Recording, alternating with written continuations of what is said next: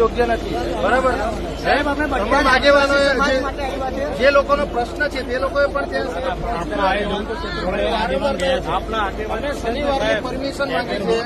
અમે બુધવારે સાંજે અમને છેલ્લે એવું કહો કે પરમિશન નથી મળી. આ કેટલું યોગ્ય?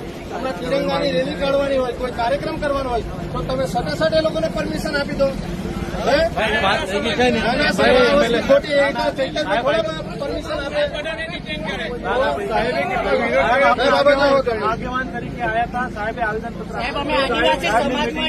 અમે બધા જ આગેવાન છે સાહેબ.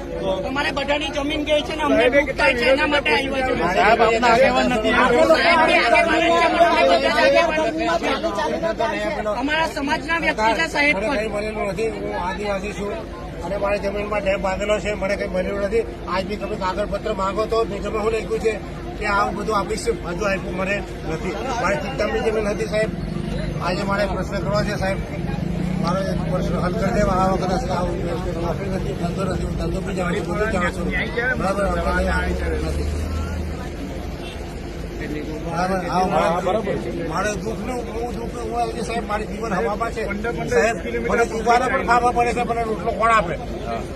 બરાબર.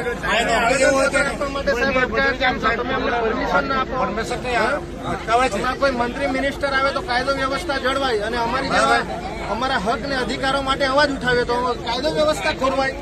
આ લોકશાહી દેશ છે, હિટલરશાહી નથી. અમારી જમીનો છીનવી લીધી, અમારા ઘરો તોડી નાખ્યા, ઘર્ષણ કરવા